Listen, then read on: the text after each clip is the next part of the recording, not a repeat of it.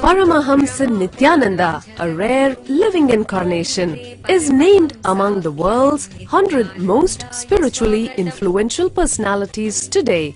Paramahamsa Nithyananda has been placed alongside Dalai Lama, Nelson Mandela, Oprah Winfrey, Paulo Coelho and others by Mind, Body, Spirit, the world's top esoteric magazine from Watkins, London's oldest and largest bookstore. A yogi by birth, he has been expressing his power of enlightenment since birth.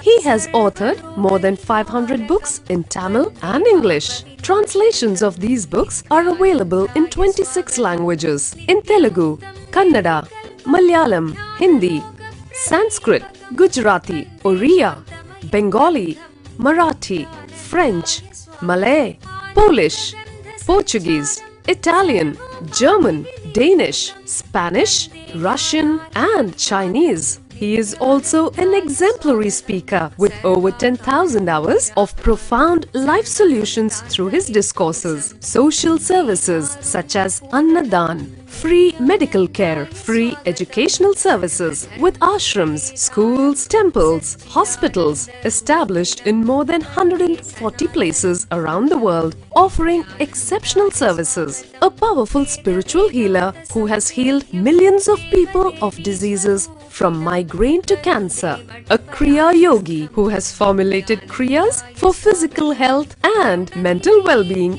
benefiting thousands. A living master who offers practical solutions for our everyday problems. He is the founder and spiritual head of Nithyananda Dhyanapitham, a spiritual powerhouse who has revived the sacred Vedic tradition by establishing Vedic temples in places like Los Angeles, San Jose, Seattle, Toronto, Ohio, Oklahoma, Phoenix, St. Louis, Malaysia, Brazil, Paris, Guadeloupe, Dallas, New York, New Jersey, Atlanta, Calgary, Vancouver, Singapore and places in India like Bengaluru, Hyderabad, Tiruvannamalai. A spiritual guru for 10 million followers, an incarnation who transmits the highest spiritual energy through initiation, a contemporary yogi who has revived the Vedic science of yoga worldwide through thousands of yoga centers, an adept in Ashtamahasiddhis, mystical yogic powers, who has effortlessly awakened the Kundalini of thousands and graced them with spiritual powers, a dynamic young guru who is an inspiration for thousands of youngsters, India's most watched spiritual guru online, a beacon of spiritual light who has triumphed over the forces of religious terrorism and political persecution. Paramahamsa Nithyananda is an eternal Kalpataru, blessing the world with the boons of material abundance and spiritual enlightenment. He is the 293rd Pontiff of the world's most ancient Hindu organization, Madurai Adinam. Nithyanandaya swagatam, anandanubhavaswadam, sarvaroga nivarakam, vande papa vinashaktam. Nithyanandaya swagatam, nityamuktam nirvikalpam, dhyanaloka pradipakam, vande shantamayam bandham. Nithyanandaya swagatam, anandagandha sancharam, sarvopadhi vinirmuktam.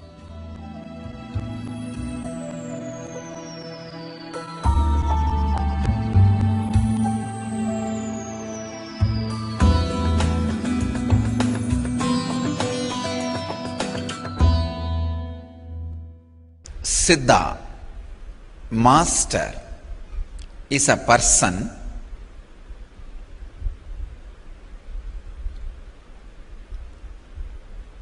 who doesn't have perishable identity because of it has eternal identity.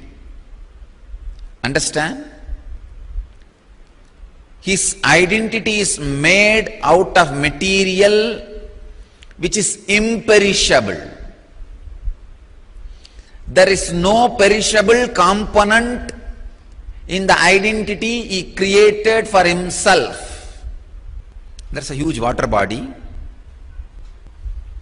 breeze flows over the water body, small waves are happening, or some drawings or figures appear on the water.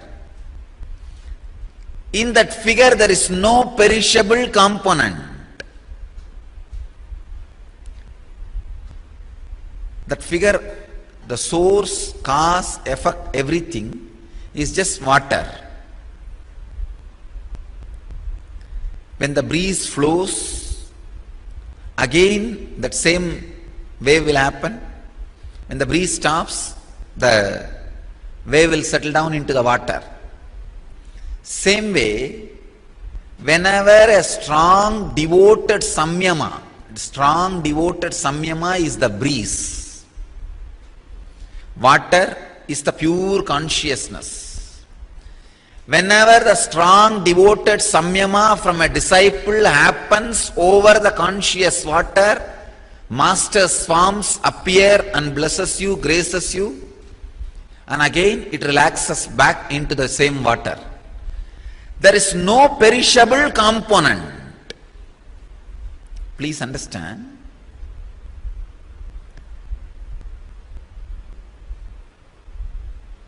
There is no perishable component in the system.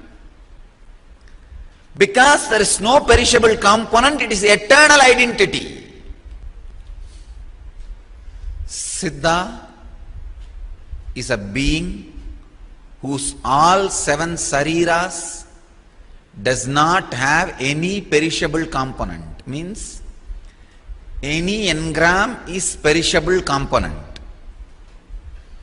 When all the engrams have disappeared, that body has become such a pure liquid, it creates different shapes, shades, waves, visuals based on the breeze flowing over it. The lake has no interest to take some shape.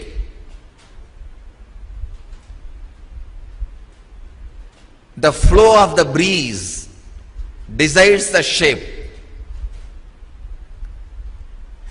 Master is a being happening without any perishable component.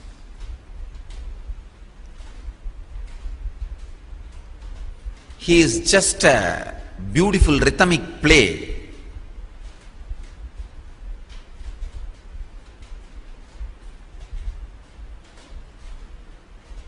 The pure non-perishable experience happening in the source.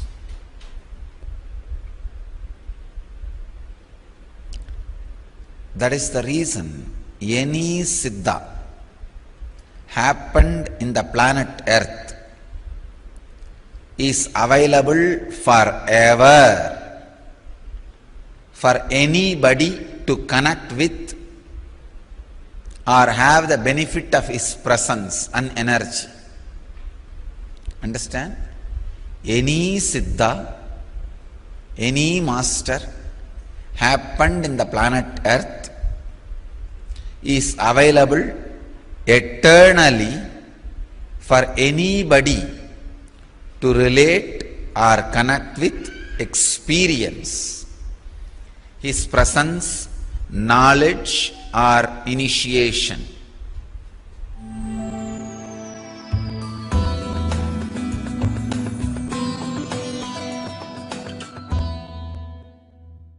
The word mystic and word enlightened master, avatar, there is no much difference. It is just reference, different reference. Please understand. There is a big difference between difference and reference. Here, the word enlightened master, avatar, Bhagavan, mystic, God, Atma, Paramatma, all these, between all these words, there is no difference, but they are all different references. Mystic is the word usually used for creators. Please understand. person who uses energies which are beyond five senses and creates is a mystic. For example, materialization. If somebody uses the powers which is beyond the senses, beyond five senses, those energies, using that energies and creating something which is beyond five senses. For example, when I materialize a diamond or certain object, there is no normal human power is used. The powers known to the five senses are not used. The powers which is beyond five senses are used. Anybody who uses the powers beyond five senses and creates something is a mystic. Don't mistake. Person who creates is a mystic. A mystic constantly creates. Even in you, when the transformed you is created, you become a mystic. Mystic is a person who is constantly creating so many new things, continuously using the extraordinary powers. Actually, anybody who creates, contributes to society will be a mystic. Otherwise, you are a mistake. In society only there are two kinds of human beings. One who is a mystic, another one who is a mistake. Mystic is a person who goes on, creates, using mystical energy. Enlightened master is a person who constantly showers enlightenment on others. Avatar is a person who is direct descendants, directly appeared from superconsciousness, radiates all the sadgunas, all the auspicious qualities. Bhagavan is a being who radiates all the qualities, including giving enlightenment. God is the formless energy. Atma is the energy, formless energy reflecting on the form. Paramatma is the formless energy in its original existence and all its reflections put together. I have defined all the technical terms. As I said, there are no differences between all these terms. They are only different references.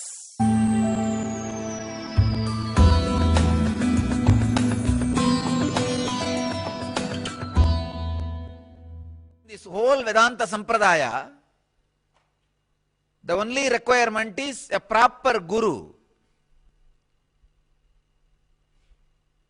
Beautifully Vedanta Sampradaya describes how to catch the right guru. Peel all the things which are common. For example, if I have an organization, somebody else is also having organization. There are so many spiritual organizations. Remove that part from my glory. If I have body, then many of you also have body. Remove that part from my glory. If I have amazing orating power, many of them are having. Remove that part from my glory. So go on peeling. Finally, at some point, your logic will not be able to peel further, but still you will feel is something more than all these things. When your logic feels, I cannot peel further, I have peeled everything, even after all these things are removed, he has something more than all these things put together. When you feel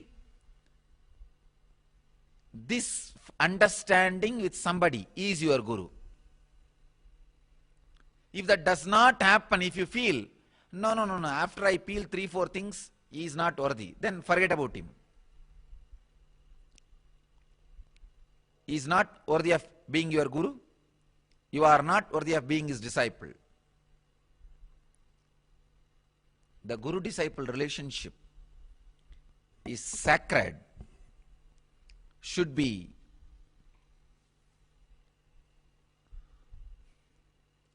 started after thorough study and research and should never be ended.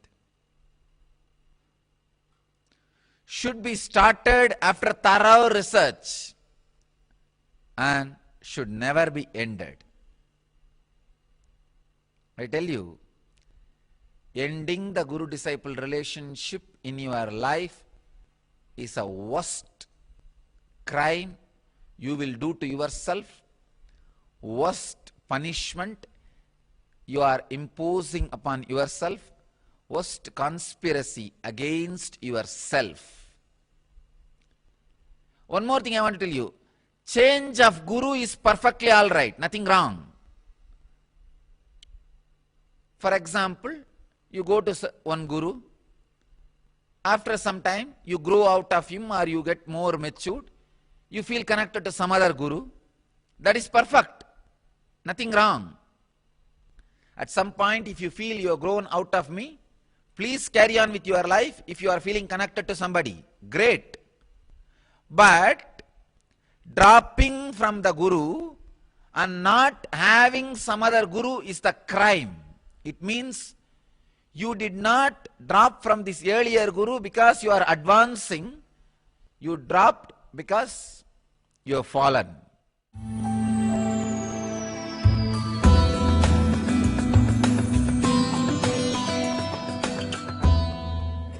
Somebody asks Bhagavan to Nithyananda Maharaj, Bhagavan, you say enlightened beings do not have karma, then how are you moving your body? You cannot even move your body without having karma.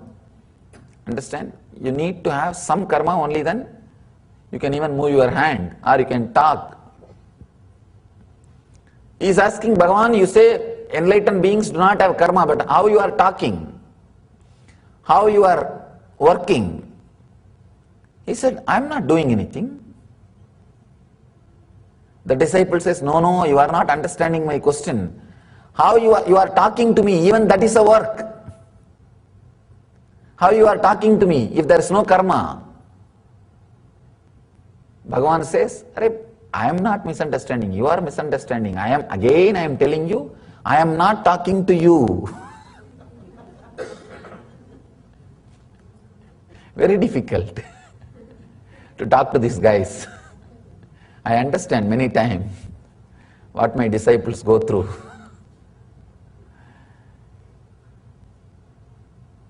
Nithyananda Maharaj says, no, I am not talking.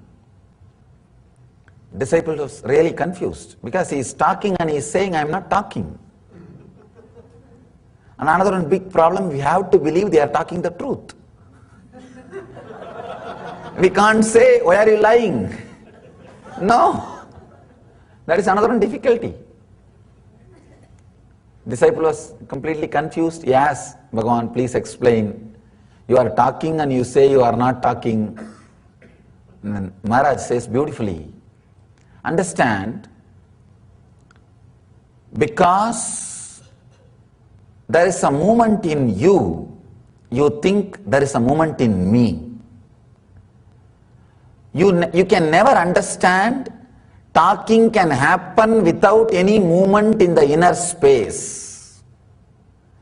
That is why you think when the sound comes out of my mouth also there is same kind of a movements in my inner space.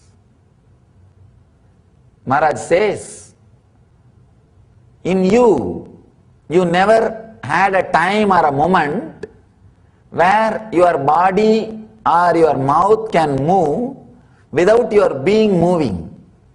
In me, I have experienced my body or mouth or even mind, anything can move, but inside me, my inner space, nothing moves. Understand?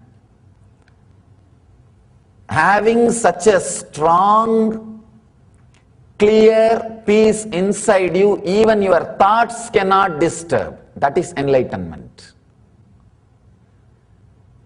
I wanted all of you to understand, do not think enlightened masters don't have thoughts. I can say the space is so big, it is negligible part. In normal mind, if you have 10-acre mind, all 10-acre is jumping like a zoo. With an enlightened being, they have 1,000,000 acre, only 10-acre is zoo. In 1,000,000 acre, can you consider 10-acre being a zoo is something disturbing? Some movement? No. It is negligible. Practically, which is not there. It just no more. It is not there. That is why Ramana Maharshi says, for normal persons, I am body. For enlightened being, I am also the body. It's not that the idea that I am body disappears, it just expands. I am also the body. This is also part. So I have nowhere to go. It's a very important thing. Judging the masters based on their movement, physical movement, is the worst thing can happen to a disciple. Because he will judge master's action from his idea. If he does that particular action, what logic will go through in his head? He thinks that same logic is going through in his head. Especially the people who live around few days or few years, or who claim, I know Swamiji for so many years. That's a big problem. That's a big problem. I always tell people, these people who claim, I know Swamiji for so many years. What do they know? Nothing. First of all, they don't know themselves. And they think they know me. They think with their logic, the logic with which their head functions, with the same logic my head is also functioning. If the same logic, with the same logic, if my head is also functioning, then why I am sitting here and why you are sitting there? No. There is no logic which you can understand logically with which master's system functions. There is no logic with which you can understand logically the master's systems function. But slowly, slowly, you see, same way only he walks, same way he talks, same way he eats, same way he laughs, sometimes much more than us, and almost looks same. You start thinking the inner space, inner programming is also same. That is where you miss. That is where you miss. Inner programming is not same. That is where Nisargadatta Maharaj says, I am not talking to you. He says, what you understand by the word talking is not happening in me. Just I am reflecting the movements which is happening in you. Whatever you want to see, you are seeing it in this body. Like a mirror reflecting. People come and ask me, Swamiji, many times I feel you are talking exactly to me, directly to me. It is not the public discourse. You know you are talking only to me. They ask me, how do you read? Did you read my mind? And are you answering all the questions which I am having? Did you read my mind? I tell them, first thing, I never do that job because I respect your privacy. Second thing, who want to waste time with all the nonsense which goes on in their head? Neither I am interested nor I am willing to read somebody's mind. What exactly happens, the presence of the master is so intense. Any mind which comes and sits in front of it, Just by the very presence heat, your questions are answered. That's all. Whatever questions you carry, just the answer comes out without even me logically reading and answering. Many times, I ask people to talk so that they will understand what their problem is, not for me to solve. Because the master's mind, enlightened mind, does not work with the logic with which your mind is working. If you think the enlightened master's logic work in the same way your mind is working, you miss the whole truth. You miss even the master. You will not be able to understand the truth. You will not be able to raise yourself to his level. You will bring him to your level.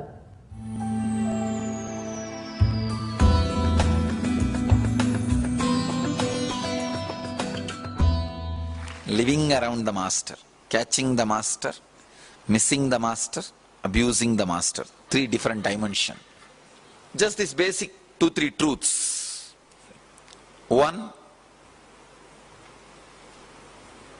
all scriptures, all literature, all method of teachings can only inspire you, cannot give experience. Understand? It's the first law.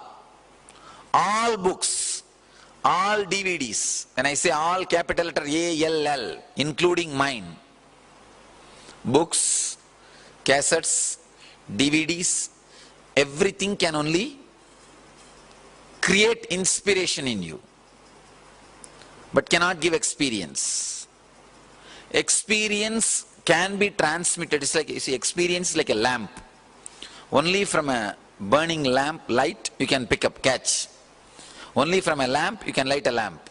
Only from a lamp you can light a lamp. Same way, the Jivan Mukti is transmitted only from a living body to living body. Living body to living body.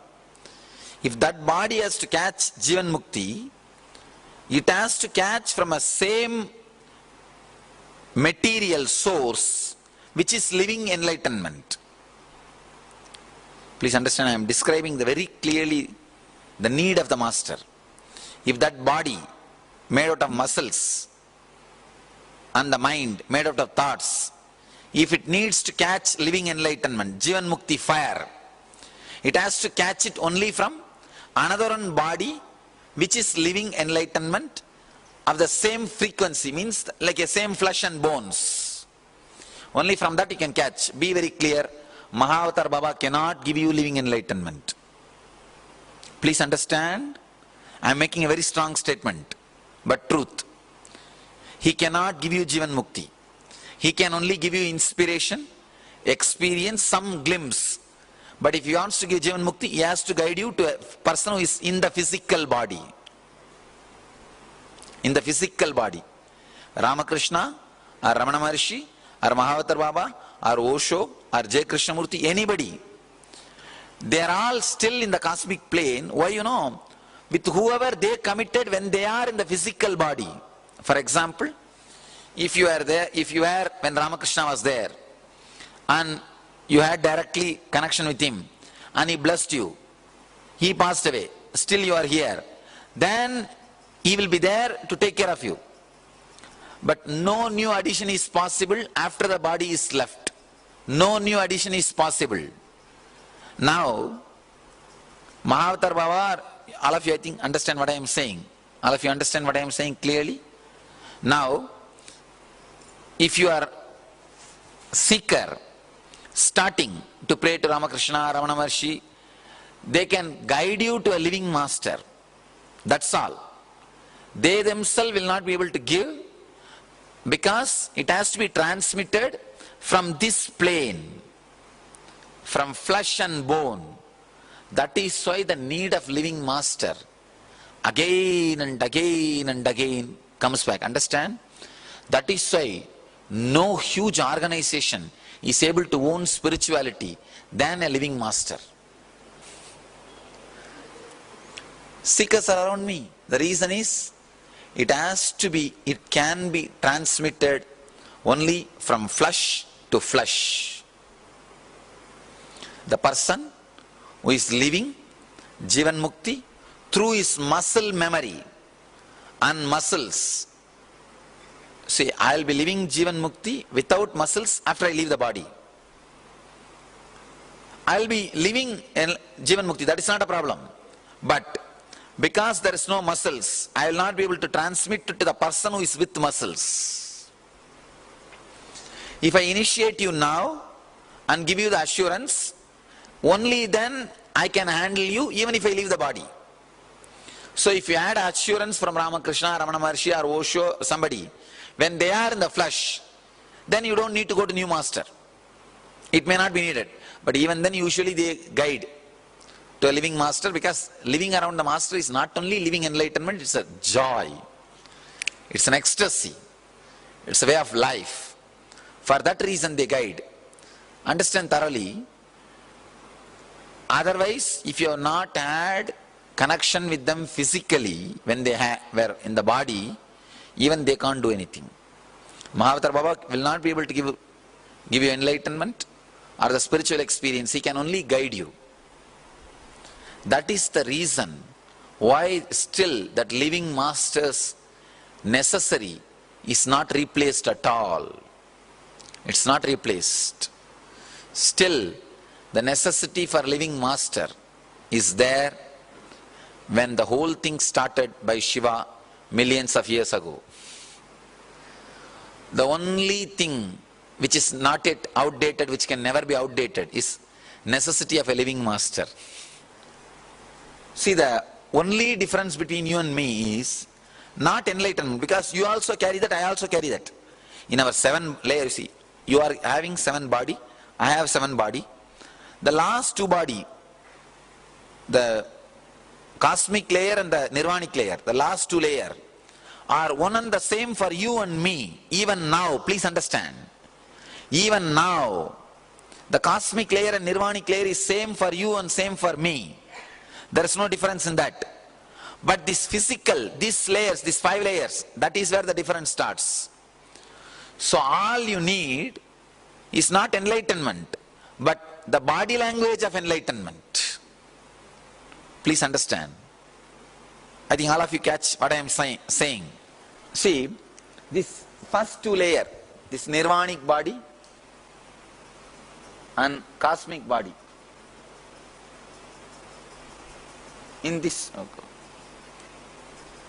in that 2 layers, you are one and the, both of us are same. Only these layers, these outside layers, like a physical, oh God, it's not right.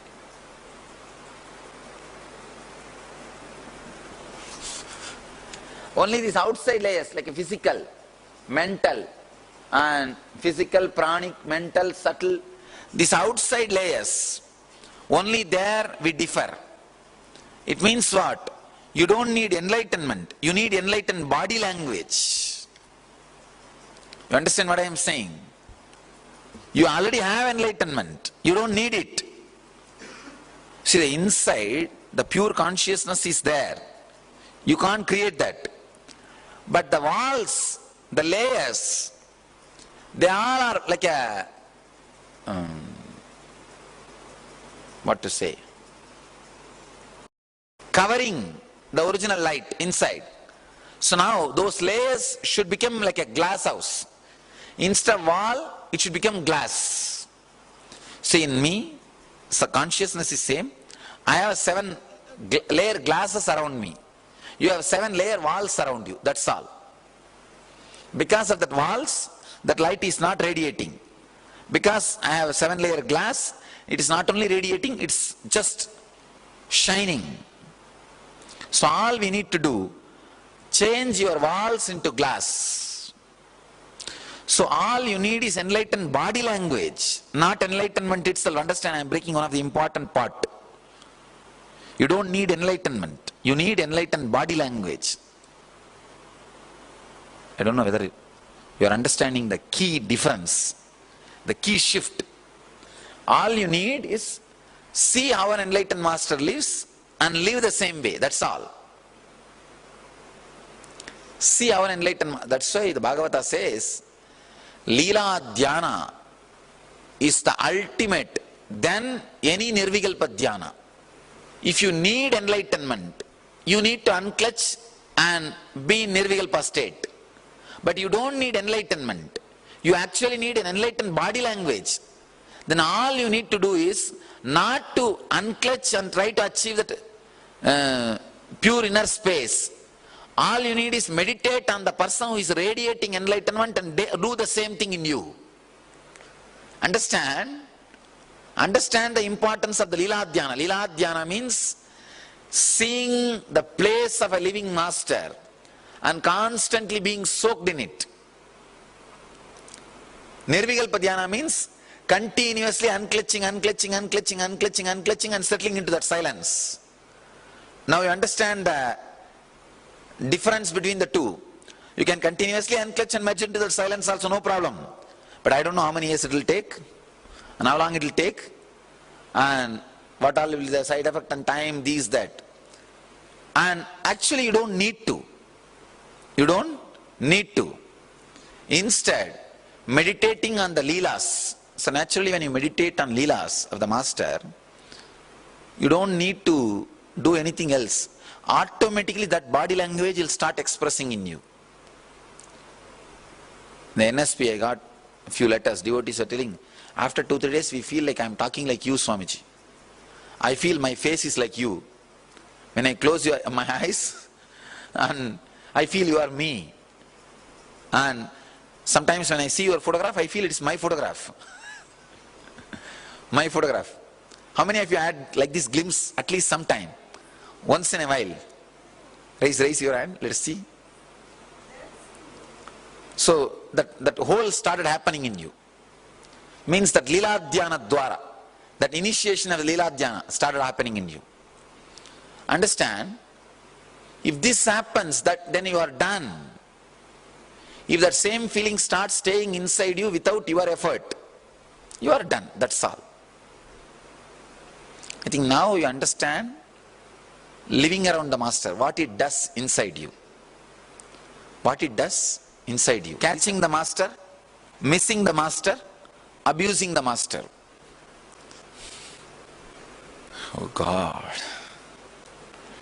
Is catch that fire and having that strong vidarka, catching that living enlightenment fire and start living.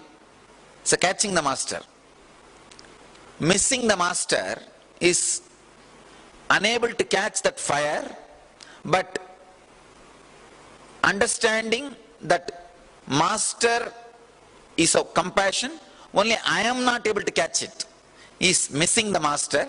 Abusing the Master is no, he is not giving. Understand? The three major things. See, catching the Master means you understand. Straight away relating, having vidarka, experiencing, catching the fire and start living it. Living enlightenment, Jivan Mukti. This is catching the Master. Missing the Master means understanding that you are responsible and you have to catch it.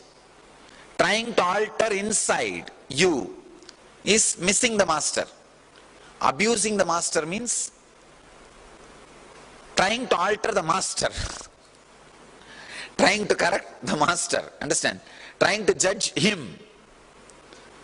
See, first thing, if you catch the Master, that is the ultimate best. Even if you miss the Master, don't worry, you will come back again. But never ever do that abusing the Master. Gone, once for all.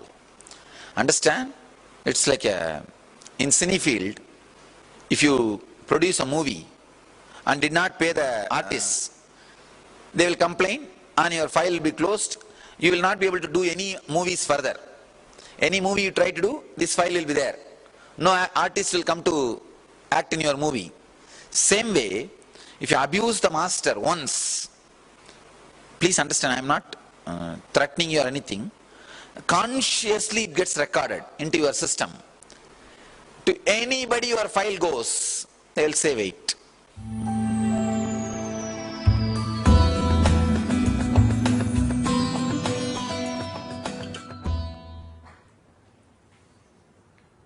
Living with the Master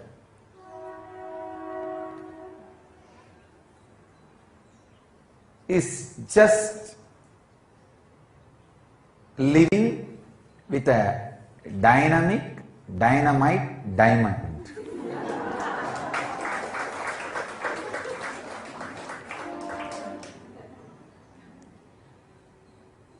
When a dynamic diamond is made to work on any stone, other than the diamond part in the stone will be completely removed. See, the quality of diamond is, when it is dynamic and made to work on any object, all other particles in that object except its very strength, diamond, it will all be removed. That's the way the diamonds are polished. Only the diamonds are used to polish the diamond. It's like any stone has some component of diamond in it and some component of ordinary carbon in it. When the moving dynamic diamond is made to work on that object, all other particles except the diamond component, carbon or anything, is burnt away. Same way, when you live with the master, everything other than the master component in you, everything other than the cosmos in you, everything other than the enlightenment in you is burnt away.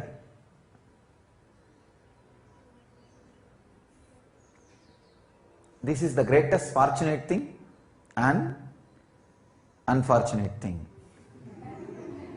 If you identify yourself with enlightenment, the highest reality, this is the most fortunate thing. You don't need to do anything, just be around, hang around, that's all.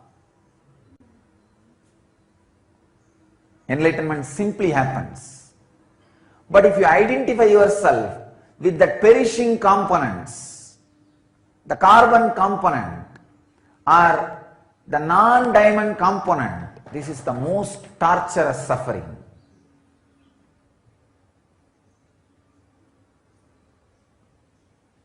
Very beautifully, George Gurdjieff, one of the greatest revolutionary master of modern days, he says, only if you associate yourself with me, be around me.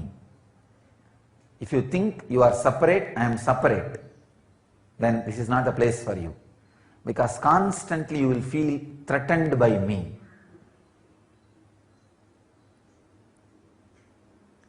If you are blissful around the master, be very clear, you are enlightened. That's a very beautiful Nithyananda Zen koan written by Bhaktananda. No. Every day when he was in prison with me, he will write something and show me. If you are living with the master and still he is not driving you crazy,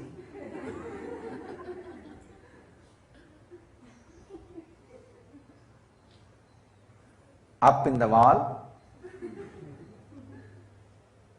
either he is not enlightened. There is a very beautiful koan, he put it in a very nice way, or you are not living with him.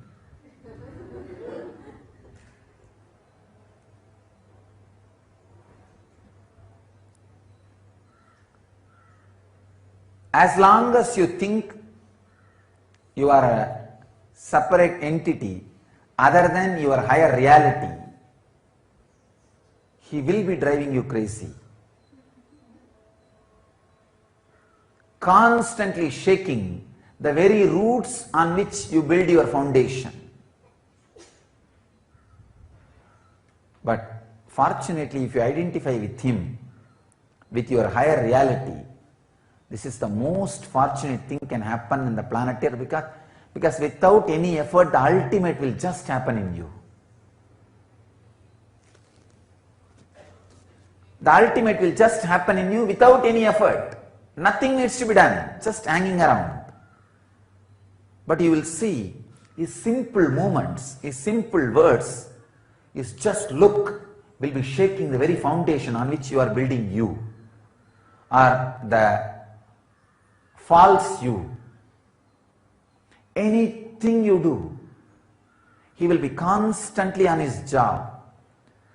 How he will create situations, how he will create people, how he will create happenings around you, you do not know. You can't imagine. Just the person who is walking next to you will exactly hit you where you are holding you. Don't think he is hitting you. I am hitting you. When you are around the master, please understand, when you live around the master, including a mosquito bites you, after taking permission from him about the time, the intensity of the bite, and the place where you are needed to be bitten. I am very clearly telling you, please understand. If you are inside his Sangha, you are under a controlled condition where your ego is constantly operated.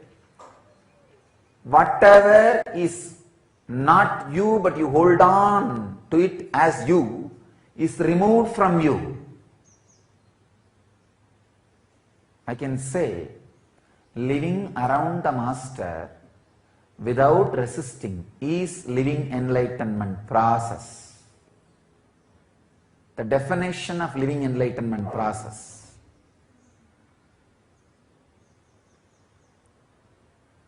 All you need is whatever you think as your intellect, your efficiency, your energy, just cooperate with that, that's all. If he asks you to sit and unclench, how much you can, just do that, nothing more. See, if you fall into unconscious, means if your mind drifts away somewhere, or if you fall asleep, it's not under your control, then don't worry about it, don't have guilt.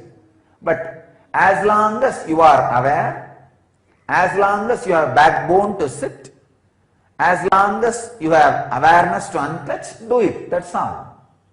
Nothing more.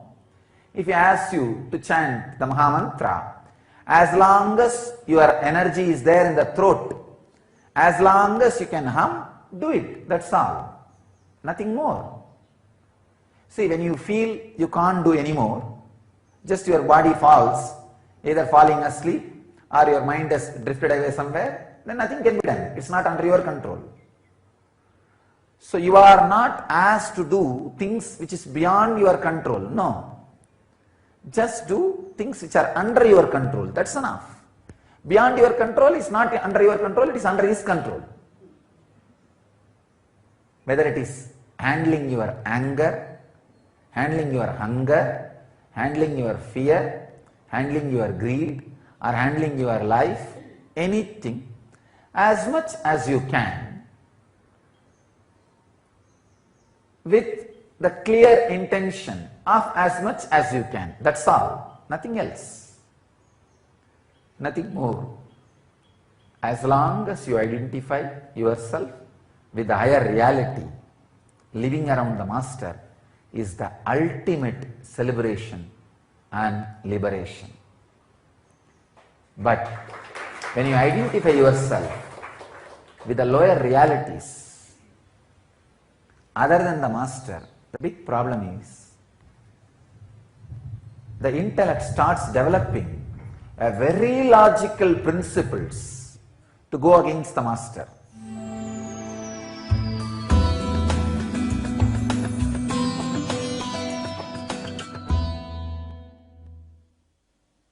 How to find out whether I am with the right guru or wrong guru? A right guru will go on pushing you continuously to move forward. Will never give you the feeling you are done. I tell you, the real peace is the explosion of the mind which asks for peace into peace, peace. The real peace is the explosion of the mind which asks for peace into peace. Now that is where the real peace happens. Understand? What you think as real peace is the tamasic tiredness, chronic fatigue. That is why when life comes in front of you, you just jump into some cave. Wanted to have a cozy cave. No. Even your cave is inside my Himalayas. Understand? Even if you catch a cave, you do not understand, I am the walls of the cave. A real master will go on be pushing you. As I said, the samadhi happens to a person whose non-mechanical parts of the brain is alive, awakened. The mind which asks you for vacation, for rest, for peace, for tiredness, has to be blown away. It should explode to peace, peace, peace. Only then peace happens. A real master will go on be pushing you, will not encourage that fatigue, tiredness. He will never run a resort. He will run only a commune. Maybe after his death, his disciples will change the name into resort. He himself will never run a resort.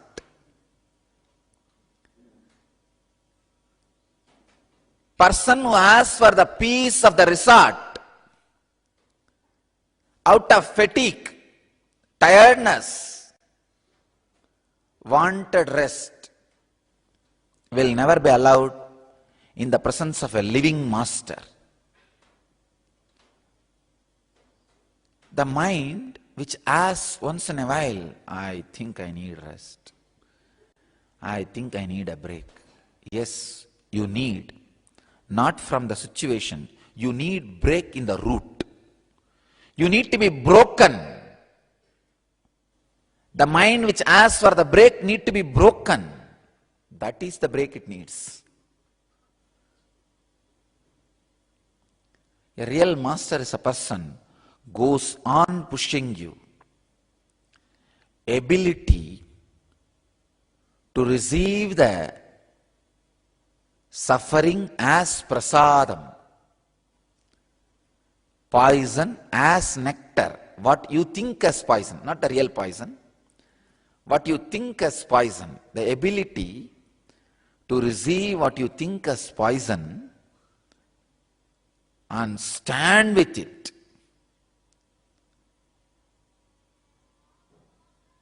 Is what I call tapas.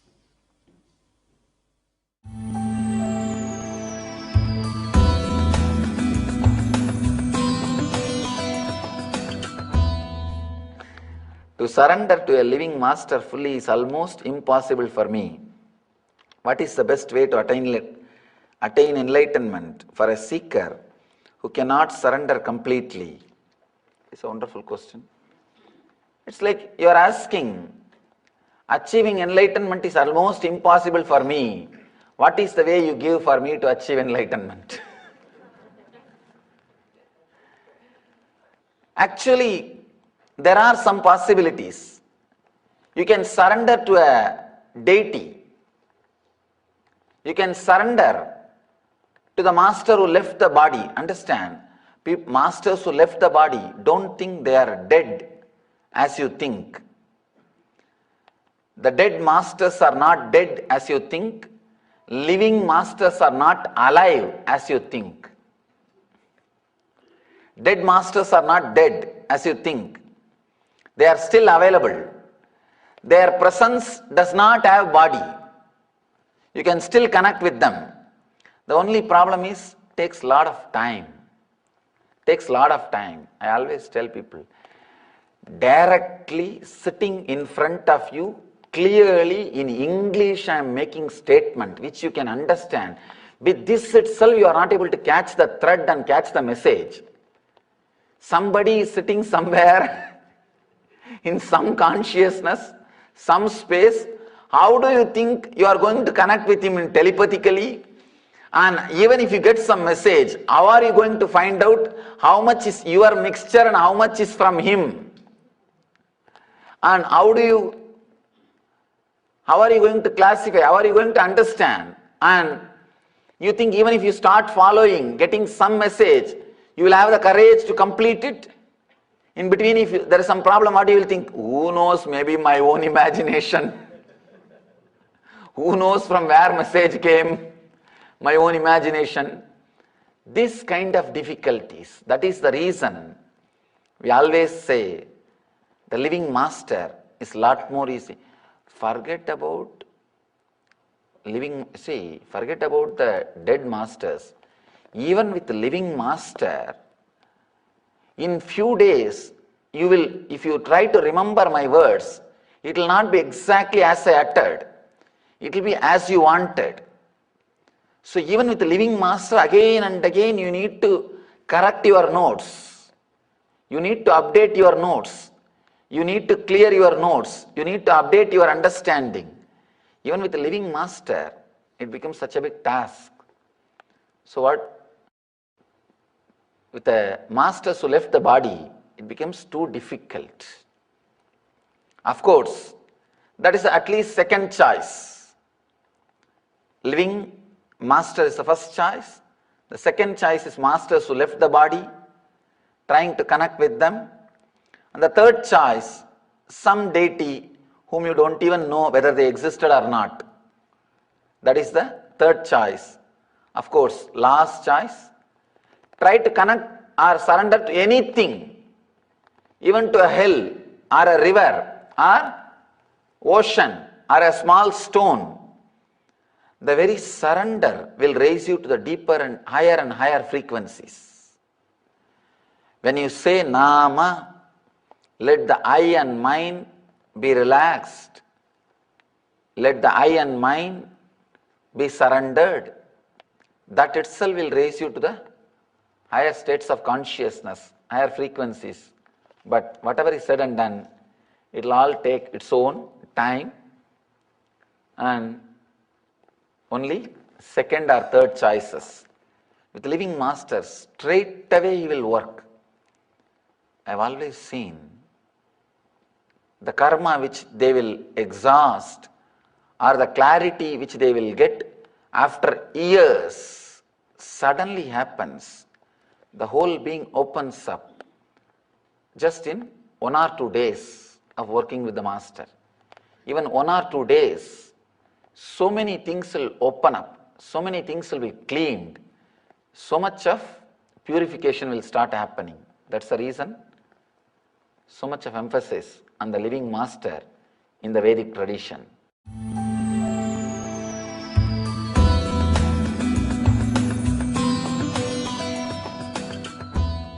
When you enter into me, you disappear into something beyond you. That's what we call black hole. Black hole means all these planets, everything disappearing into something which is beyond your comprehension, beyond your understanding.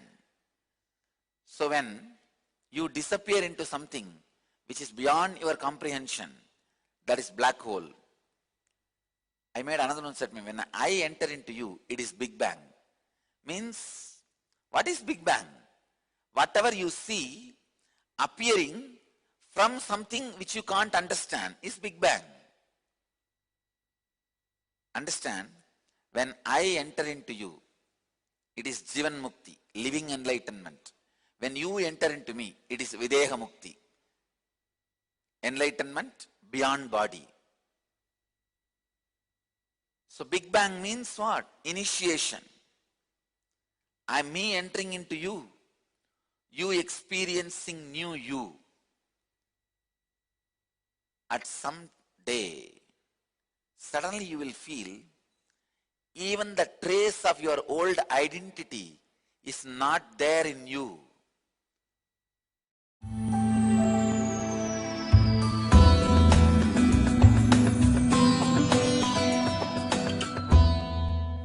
questions I'll answer. Does every guru go through religious persecution?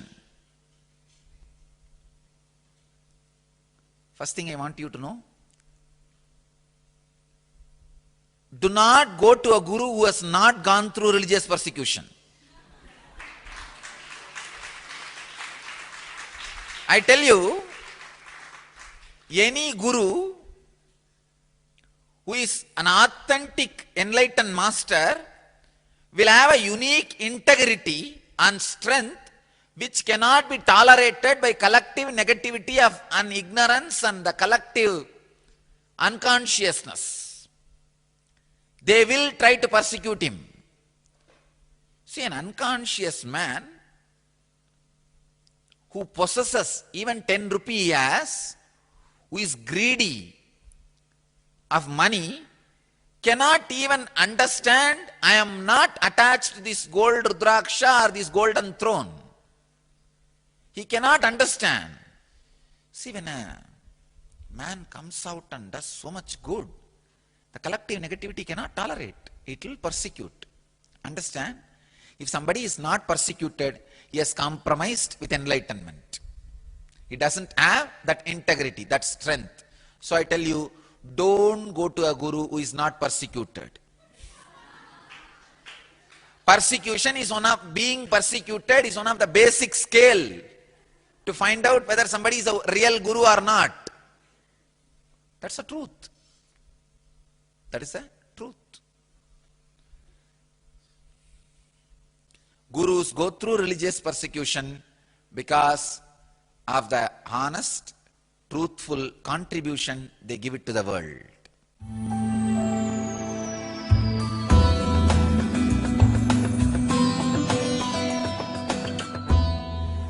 I can only give this one scale, maybe this can guide you. That technique or that person, after you come in contact with that person, initial introduction or initial exposure, does it add intelligence, awareness and bliss to you? If these three quality, even one quality increases in you, go behind that person. Surely you will be helped. Or in these three, if you are not growing in these three, forget about him. Even if he brings fortune and wealth in your life, it will only be danger for you.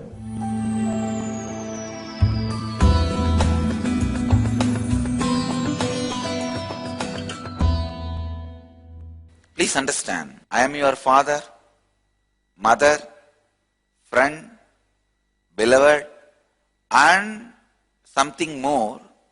I am father and mother of your possibility.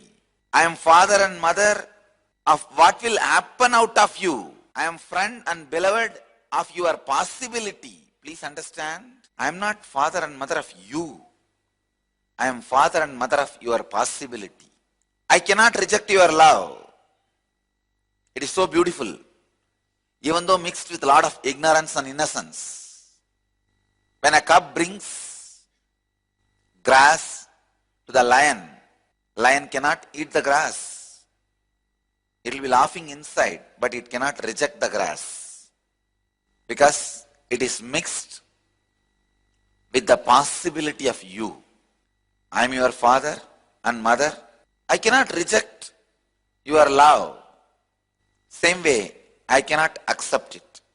If I accept your love, you will accept you as you are now, which is not the right thing.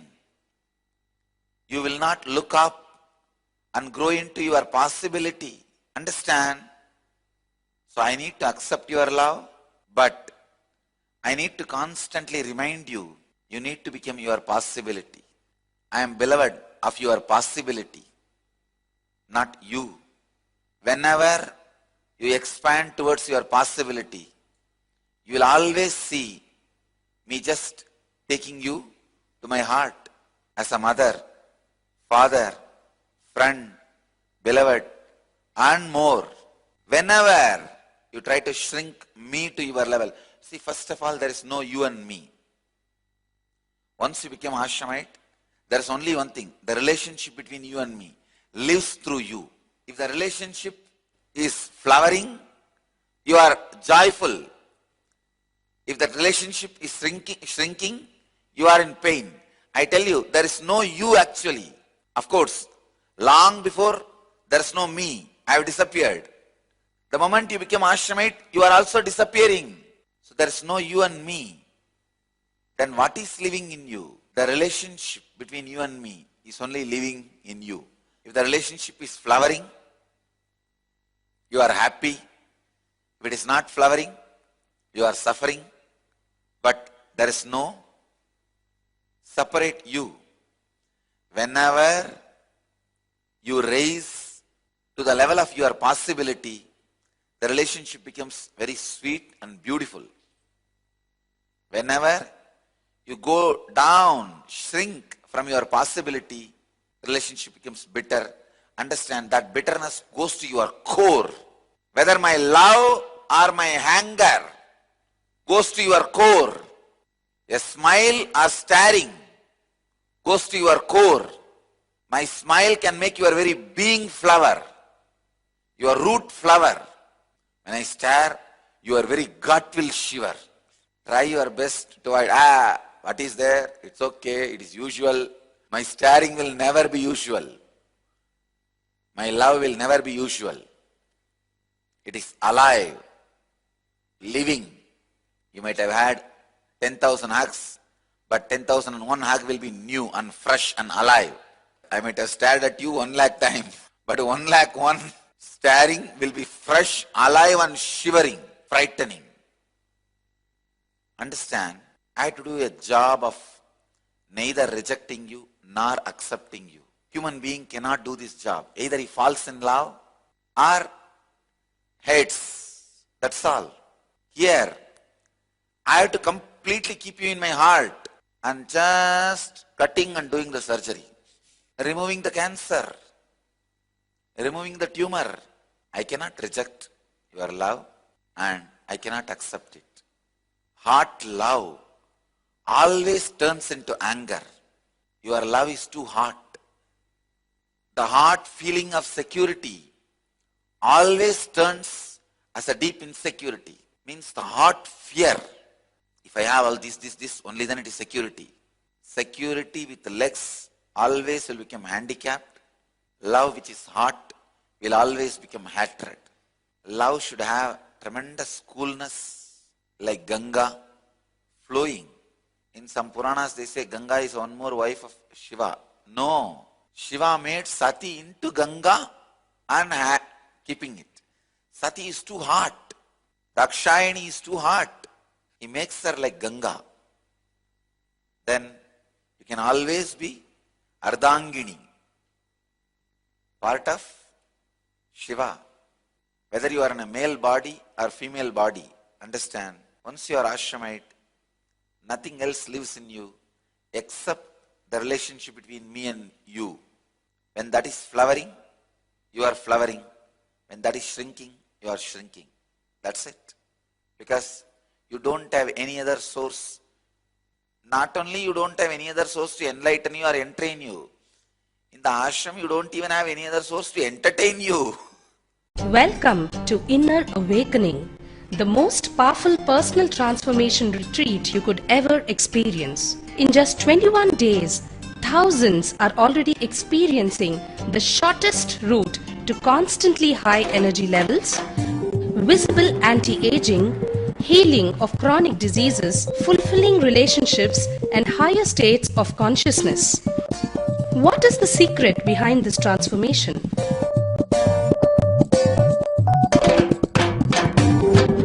Kundalini means the inner potential energy. Once it is awakened, opens the different doors for the conscious experience in you.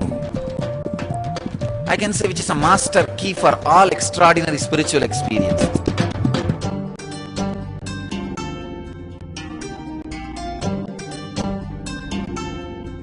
This extraordinary program is conducted personally by Paramahamsa Nithyananda in the vibrant atmosphere of Nithyananda Dhyanapitham Ashram.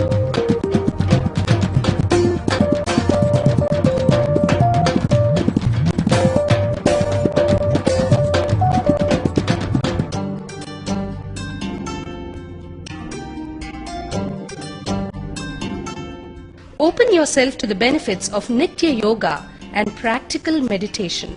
Experience physical and mental healing. Discover simple ways to handle life with success. Above all, enjoy individual darshan and blessings from Paramahamsa Nithyananda every day. Take 21 days for yourself and carry home the transformation of a lifetime.